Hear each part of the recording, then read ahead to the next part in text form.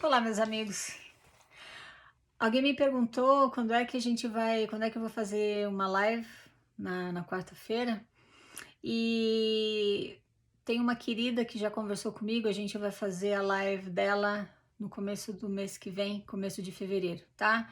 Mas aí eu posto, assim que tiver o horário tudo confirmado, eu vou postar aí no canal o aviso, tá bom? A nossa brasileirinha de hoje está demonstrando uma confiança incrível em mim, em mandar a experiência dela na igreja Mormon, porque ela é uma ex-missionária ainda ativa na igreja. Então eu acredito que a experiência dela é a experiência de centenas, se não milhares de outros membros que continuam frequentando a igreja. Talvez seja teu caso, então presta atenção, viu?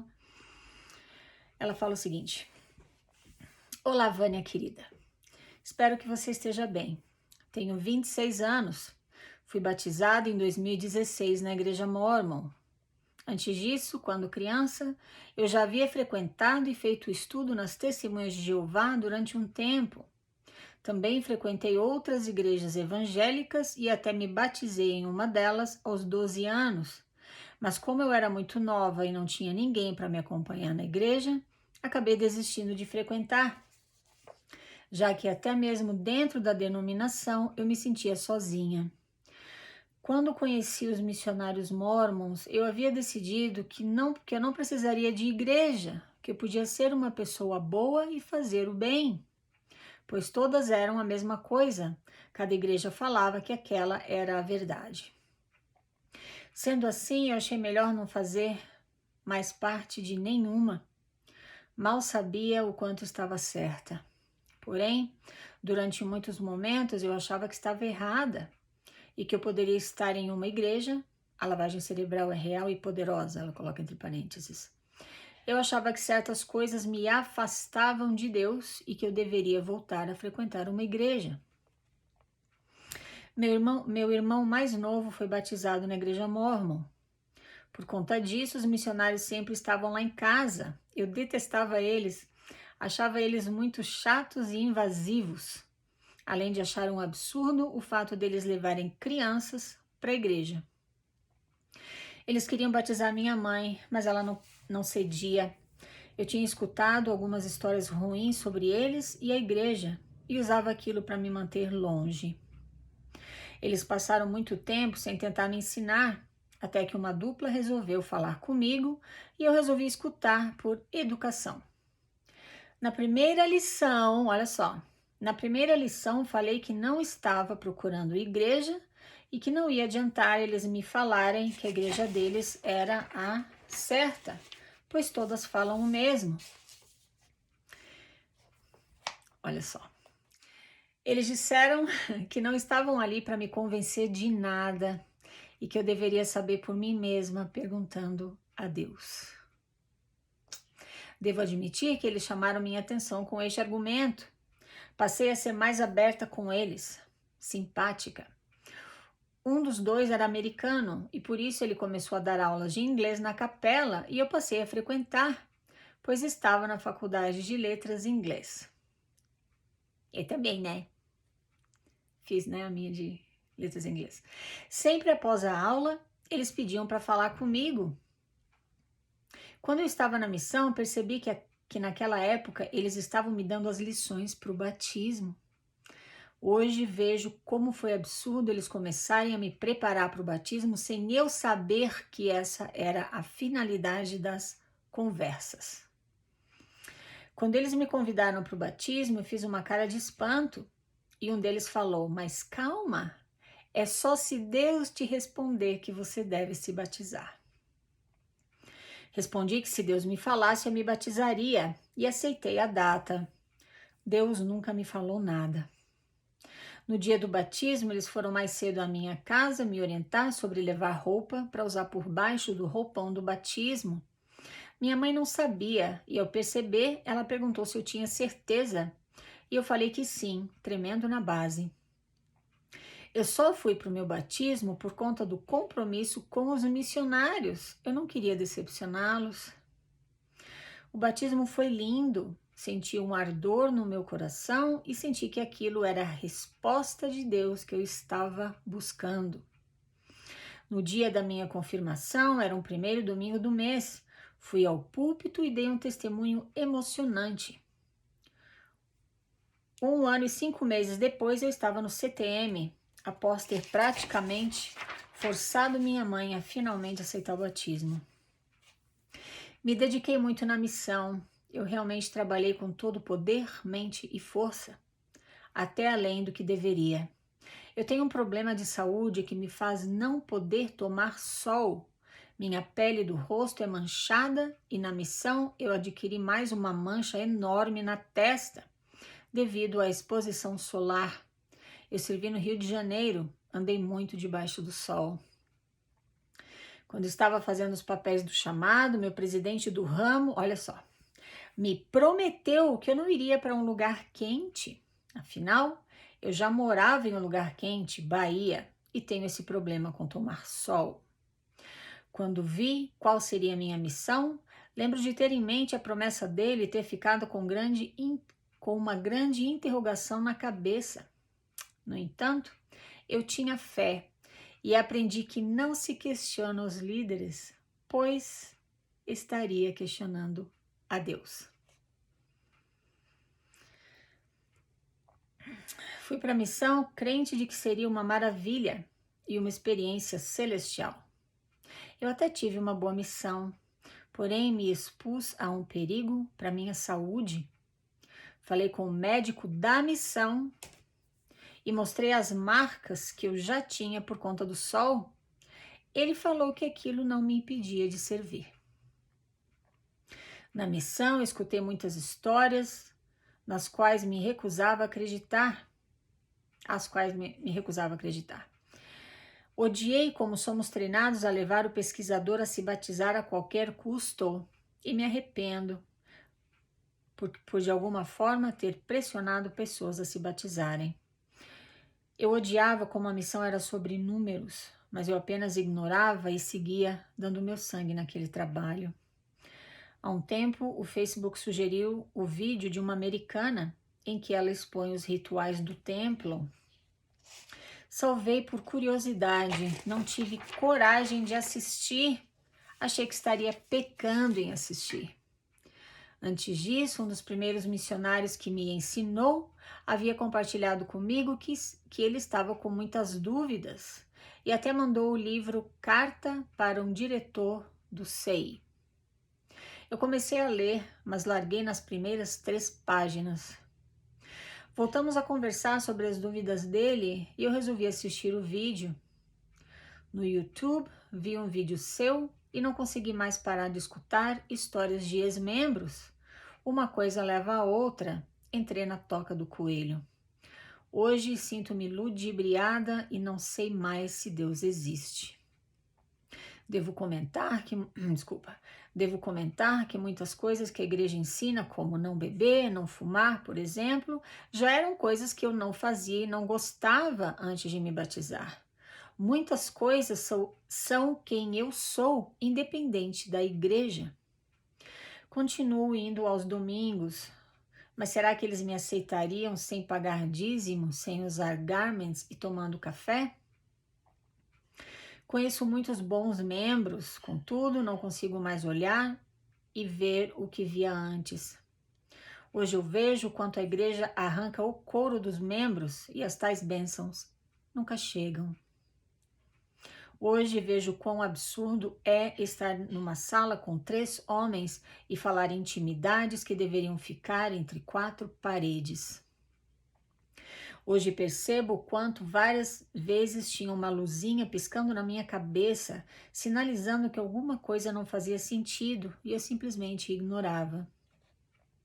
O racismo escancarado no livro de Mórmon, o qual eu convenci a mim de que não era sobre a cor da pele, a poligamia que ainda existe, afinal, o próprio profeta é selado a 2 esposas. Quando fui ao templo a primeira vez, não entendi nada, achei estranho e fiquei com medo. Hoje vejo que não era eu que estava sem o espírito. Entre outros fatos, que você já sabe, e quem acompanha seus vídeos e se deu ao trabalho de pesquisar o mínimo que seja, deve ter percebido. Você está correta em tudo que fala nos seus vídeos. Eu concordo com todas as suas análises e comentários. Sinto-me sozinha, não tenho com quem conversar sobre o assunto. Estou noiva e ele até pesquisou, mas parou e está servindo num chamado. Tem uma recomendação válida para entrar no templo, tá? E queria ir mais uma vez ao templo desde que voltei da missão em 2019, fui 2 vezes apenas. Queria saber como vou me sentir, ver uma última vez, me despedir, mas não gosto da ideia de ter que alugar as roupas e passar 2 horas numa sessão em que provavelmente irei dormir, além de achar ridículo precisar de uma recomendação para entrar na casa de Deus. Atualmente estou trabalhando em uma casa de membros. Eles são pessoas maravilhosas, fazem de tudo para eu me sentir bem. Por dentro, eu sinto pena deles. Conhecereis a verdade vos libertará. Não está sendo fácil admitir que me dediquei tanto por uma mentira, mas olho para as pessoas como você, que passaram décadas sendo exploradas em vários sentidos. Eu passei 6 anos antes de descobrir a verdade e vejo que poderia ter sido muito pior, e foi até pouco se eu me colocar nos teus sapatos. Obrigada por tudo. Querida, obrigada a você, que tem 2 coisas em comum comigo. Você fez faculdade de letras em inglês e fez missão no Rio de Janeiro, né? E eu também. Obrigada pela confiança em, apesar de você estar frequentando a igreja, você ter entrado em contato comigo e aberto o teu coração. E falando de forma tão certeira como é que as coisas funcionam na igreja, através da tua própria experiência. Então, olha só, ela frequentou uma igreja evangélica, né, quando ainda era pré-adolescente. Ela tinha frequentado os Testemunhos de Jeová também. Ela chegou à conclusão de que ela não precisava de igreja, que ela poderia ser uma pessoa boa e fazer o bem. Então tá, ela chegou a essa conclusão. E isso é verdade. Se não fosse, todo mundo que não frequenta uma igreja, estariam quebrando a lei, estariam criando caos na sociedade, e todos aqueles membros que frequentam qualquer que seja a igreja, nesse caso vamos falar em uma igreja cristã, todos seriam confiáveis, corretos, íntegros, honestos. E você sabe muito bem que essa não é a realidade. Então é uma grande ilusão você olhar para pessoas religiosas como sendo melhores do que outras que não são religiosas. Cuidado, é só aparência do bem. Eu acho que eu já te comentei falando sobre esse assunto, eu já te comentei que foi feito um estudo recentemente aqui nos Estados Unidos, em que mais de 80% ou 90%, eu não me lembro agora, mas era um percentual bem grande, tá? Bem alto. Vamos imaginar mais de 80% pelo menos da população carcerária aqui nos Estados Unidos tinha uma crença religiosa. Ou seja, a minoria da população carcerária se dizia não ter religião ou não acreditar em Deus, serem ateus. Então tá, pois é. Então para com essa bobagem de que quem não leva o filho para a igreja vai buscar o filho na prisão depois. Isso é uma grande bobagem, não existe isso. Quisera eu que fosse assim tão fácil, né? Porque aí todo mundo saberia o que tinha que fazer. Bom, apesar disso, o tempo foi passando e ela tinha momentos que ela sentia que certas coisas afastavam ela de Deus. Isso deixou uma brecha aberta para ela conhecer uma outra religião e talvez se filiar, por uma questão até de paz de consciência. Presta atenção. Aí o que acontece? O irmão dela conhece a igreja e se batiza. Os missionários começam a frequentar a casa, porque apesar de ser uma criança de 12 anos de idade, tinha pelo menos a mãe do menino, né, e a irmã dele, que é a querida da história de hoje.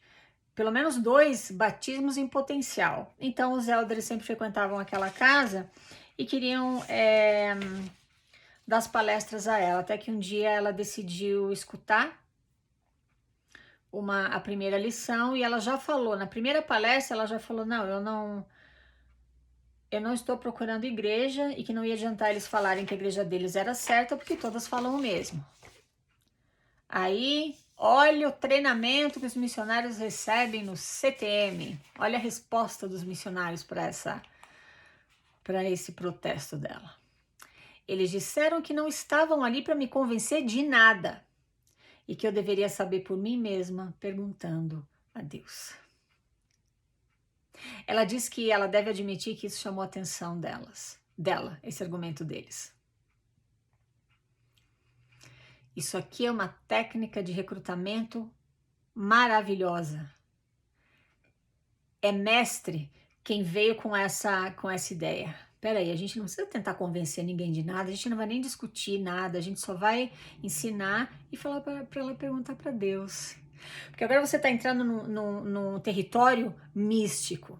Quando você entra no território místico, você está aberto agora às tuas próprias fragilidades e vulnerabilidades. Qualquer coisa que acontecer, você acredita que é um sinal, nesse caso, de Deus. Agora você saiu do campo da razão e entrou no campo místico, em que experiências espirituais são possíveis. No mundo da razão, não existe espaço para experiências espirituais. Se você for ler a história da igreja em algum livro escrito por um historiador, por exemplo, que está lidando com fatos e não com misticismo, quando você lê aquele livro, você não vai ter experiência espiritual nenhuma. Você pode talvez se sentir mal, como ela fala aqui. Depois eu vou comentar essa outra parte.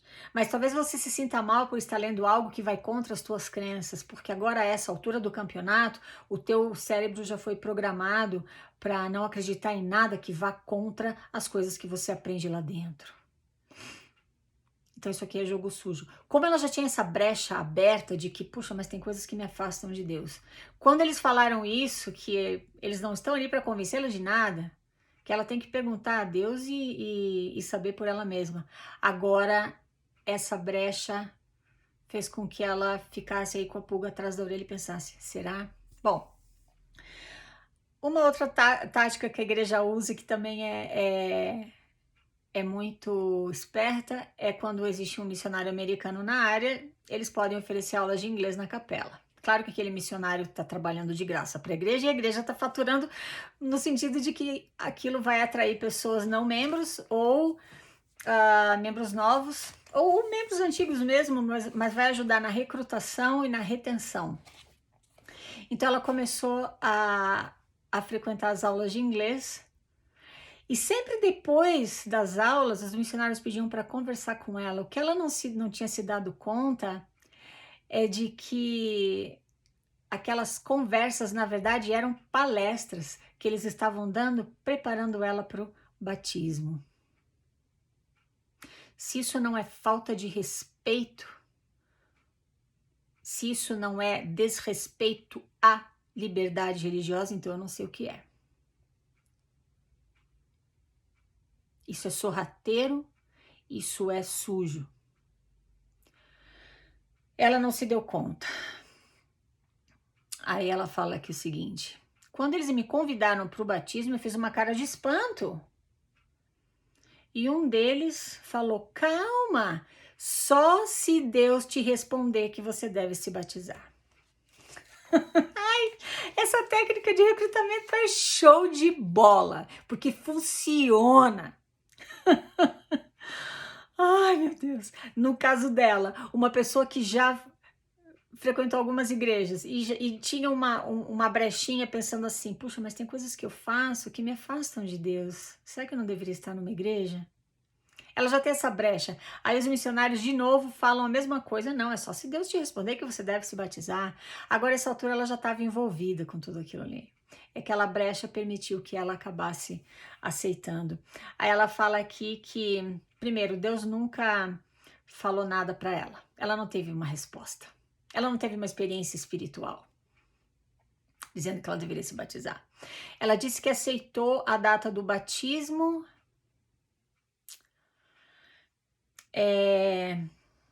Respondi que se Deus me falasse, eu me batizaria e aceitei a data. Os missionários já colocam uma data lá para você se batizar. E esperam que você vai cumprir com aquilo. Muitos não cumprem, né? Pelo menos na minha missão, a gente colocava uma data e muitos pesquisadores, muito antes daquela data, falavam: eu não vou me batizar, não. Ela disse que no dia do batismo ela só foi por conta do compromisso com os missionários. Ela não queria decepcioná-los. Por quê? Porque agora os missionários já conquistaram a amizade dela, que também são treinados para isso. Tá. Ela disse que no dia do batismo, ela fala que foi lindo. Ela sentiu um ardor no coração e sentiu que aquilo era a resposta de Deus que ela estava buscando. Você tá lá, no caso dela, eu falo isso de quem tá de fora e de quem viu pessoas se sentindo assim quando se batizaram, né? Ela tá lá, ela é o centro da atenção, porque né, os membros vão, ai, batismo da fulana, ai, prazer, seja bem-vinda, lelelá, fofinho, né? E ela é o centro da atenção e ela se sente bem porque, então realmente eu preciso de uma igreja, então essa igreja aqui é boa. Eu vou me sentir mais próxima de Deus. Os missionários que estão queridos com ela, fizeram uma amizade com ela, estavam lá felizes da vida. É claro que ela vai ter uma descarga de dopamina. É óbvio. Essa descarga de dopamina, ela provoca esse ardor no coração. Agora ela já entende de acordo com o que os missionários falaram, que isso é um testemunho de que ela é uma resposta de Deus. É a resposta que ela estava buscando. Meu Deus. Ai. Então tá. Ela então começou a frequentar a igreja, batizada e tudo. E ela disse que um ano e... um ano e pouco, né? Acho que 1 ano e 5 meses depois ela estava indo para a missão.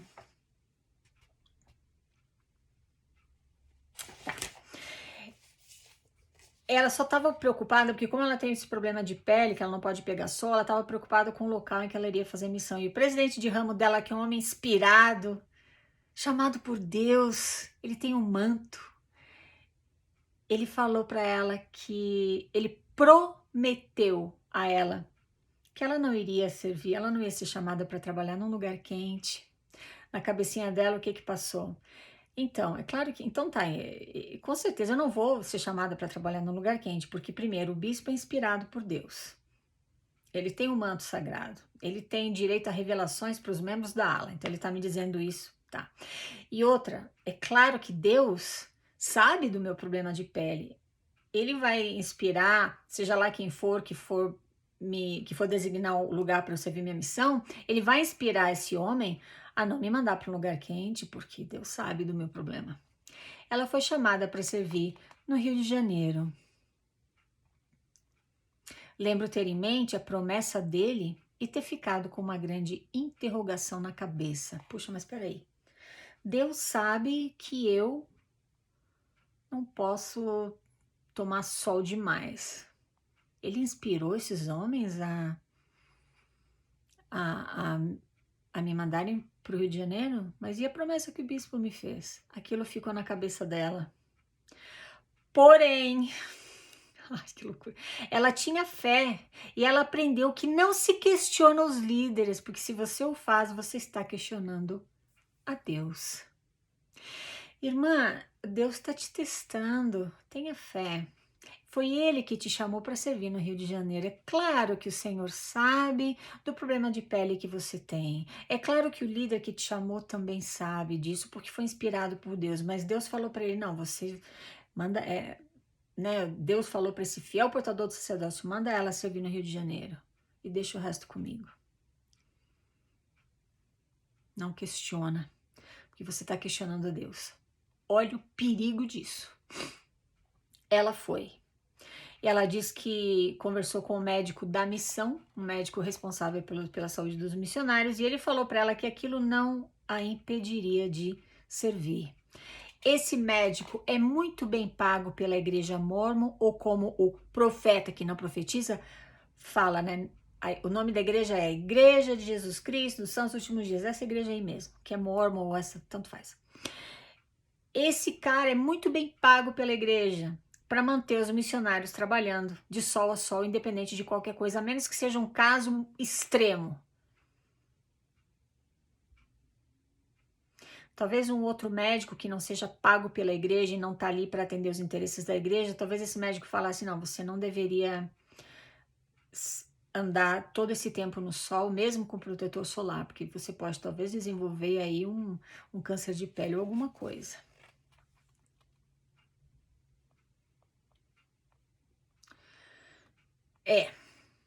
É assim que funciona. E ela trabalhou, ela deu sangue.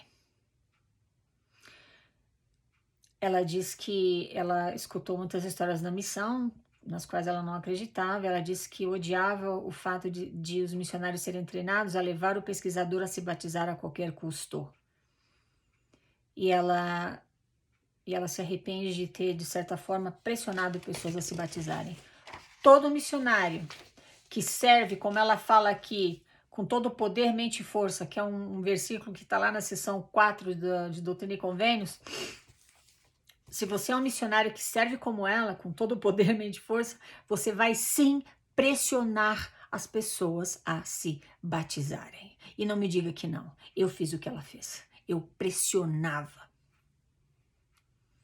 Você tem que batizar a qualquer custo. A missão é números. Ela comenta aqui também isso. Que apesar dela não gostar disso, ela seguiu em frente, fazendo a parte dela.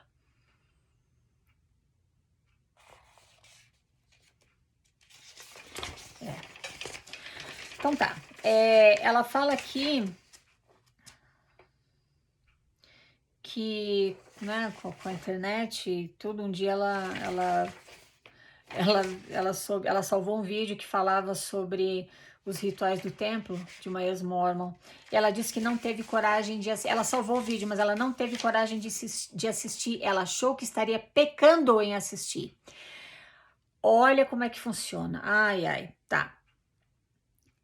Eles programam o teu cérebro para você agir de uma determinada forma. Primeiro, não questiona os líderes, porque se você estiver fazendo isso, você está questionando a Deus. Segundo, de acordo com o Oaks, recentemente falou isso, famosamente. Se você quiser conhecer a história da igreja, não pesquisa em sites anti-mormons, ou livros, ou materiais anti-mormons. Pesquisa nos materiais autorizados pela igreja. Você agora confunde o controle mental que você está sofrendo com a vontade de Deus. Isso aqui é um perfeito exemplo disso. Ela achou que estaria pecando em assistir um vídeo que falava, que mostrava os rituais praticados nos templos. Hoje sinto-me ludibriada e não sei mais se Deus existe. É muito normal. Algumas pessoas se tornam ateias, outras agnósticas, outras continuam acreditando em Deus, em Jesus Cristo. Isso é uma experiência pessoal.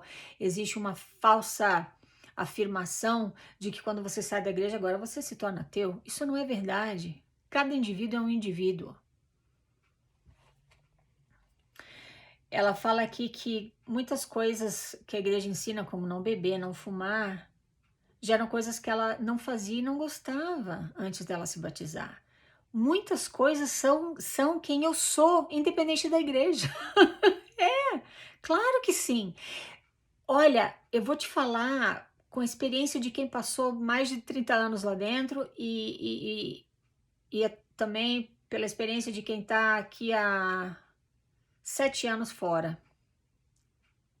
Se você for bom, você vai ser bom dentro da igreja ou fora dela, de qualquer igreja. Se você for safado, orgulhoso ou mau caráter, você vai ser mau caráter dentro de qualquer igreja ou fora dela. Não te ilude. Eu conheci bispo pessoalmente. Foi bispo por anos, amado, idolatrado, salve, salve por muitos membros. Por trás, ele fumava. E ele tinha problemas com a castidade. Mas ninguém sabia. Ai, mas eu gosto da igreja. A igreja é boa, ensina a não beber, não fumar, não trair. Ah, mas... Ai, só os membros da igreja que são ensinados que essas coisas não são boas para você, né? Hoje eu vejo quanto a igreja arranca o couro dos membros e as tais bênçãos nunca chegam. Porque não é Deus que está arrancando o teu couro. Por isso que você não recebe bênçãos. É uma corporação financeira multibilionária que arranca o teu couro. Promete bênçãos, que é Deus que vai te dar, não a igreja. Como ele não tem nada a ver com isso, com aquela igreja e com as promessas com aquelas falsas promessas que aqueles homens fazem, você não recebe as tuas bênçãos. Mas quando alguma coisa acontece, porque você se esforçou, você lutou, quando consegue aquele emprego tão desejado, mas você suou a camisa para conseguir. Ah, isso é uma bênção do dízimo.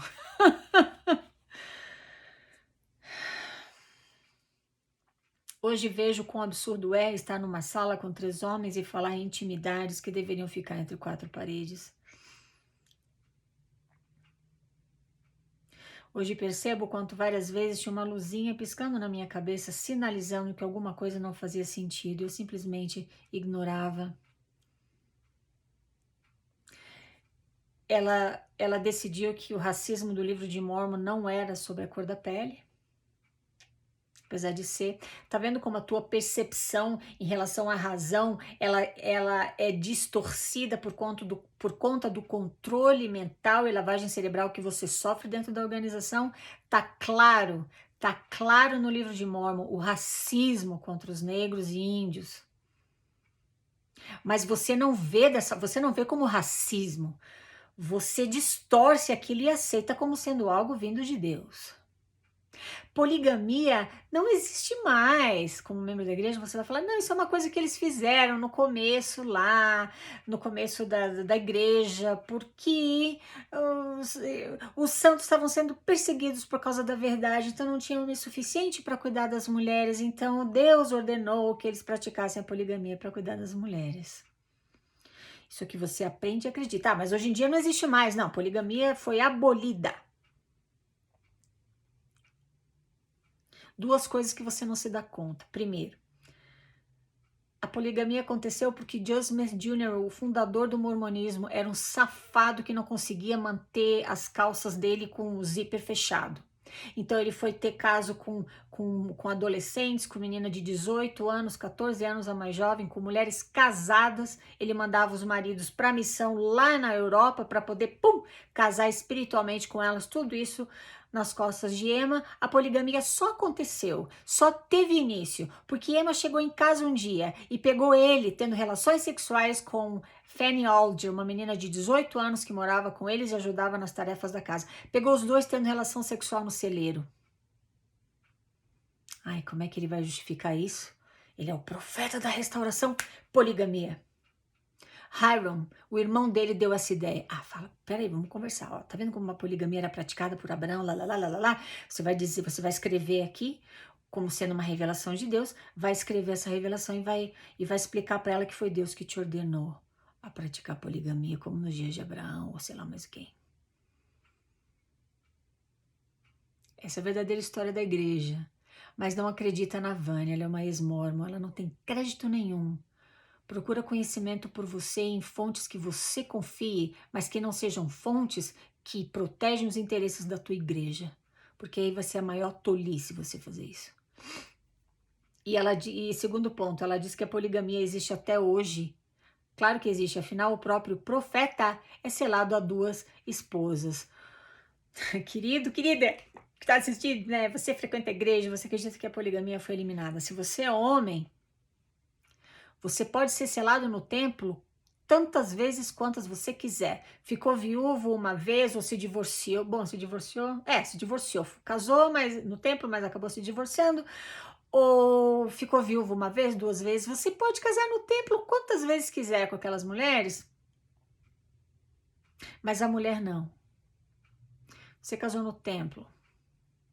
Ficou viúva. Você não pode ser selada de novo a outro homem. Para você conseguir isso, você vai ter que suar a camisa, vai ter que cancelar, anular o selamento ao primeiro marido. Eu não sei nem se vai conseguir fazer isso, mas você pode casar aqui no civil só, mas no templo não, porque quando você morrer você vai ser dada, você já foi selada, então você vai ser a esposa daquele primeiro marido, porque lá no reino celestial mórmon os homens vão ter várias mulheres. É doutrina mórmon que Deus também é polígamo. E se você não acredita e não sabe dessas coisas, isso é um sinal claro que você não conhece a igreja a qual você frequenta.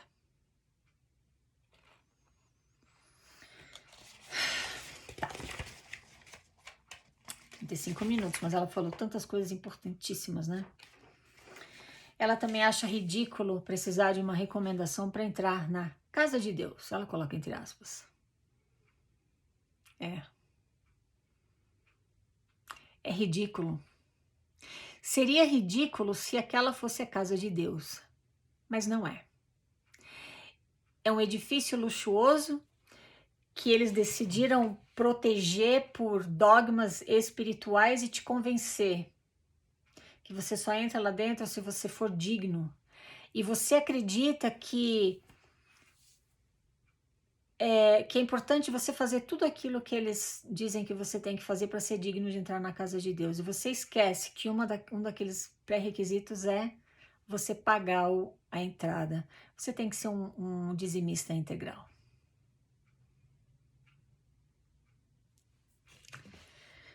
Porque trata-se de uma corporação.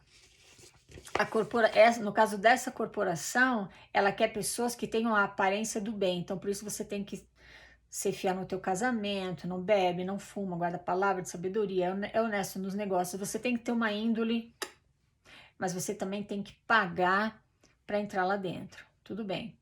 Se eu tivesse, por exemplo, um negócio, uma empresa que vende, digamos, uma pílula, um negócio para emagrecer, eu só posso ter na minha empresa pessoas que representem bem a minha empresa. Elas têm que ter uma excelente forma física, elas têm que ter hábitos de vida saudáveis para eu poder estimular o consumo do meu produto. Mas é claro que também elas têm que pagar, porque senão eu não vou dar minha pílula de graça para elas. É assim que funciona o mundo capitalista, é ou não é? Não é diferente na igreja mórmon ou na Igreja de Jesus Cristo dos Santos dos Últimos Dias. Eu faço questão de falar o nome completo da igreja, não porque eu estou tentando seguir o profeta, mas porque daqui a alguns anos, quando o nome mórmon for desvinculado dessa igreja suja e corrupta, eu não quero que você assista os vídeos e fale e acredite, não, mas essa igreja é mórmon, não é a mesma. Essa era uma outra ramificação da Igreja de Jesus Cristo nos Últimos Dias. Não, é da tua igreja mesmo que eu tô falando. Mas como eu sempre digo, não acredita em mim, vai pesquisar. Se quiser, né? Se não, tá tudo bem. Querida, da história de hoje, o meu coração, eu entendo no meu coração o que você tá passando. E eu espero que você consiga fazer o que é melhor para você. Tá? Sempre, meus queridos, sempre faz o que é melhor para você, independente de qualquer coisa. Viu? Obrigada pela paciência em me escutar por quase 40 minutos. Muito obrigada, meus queridos. Falamos na próxima. Tchau, tchau.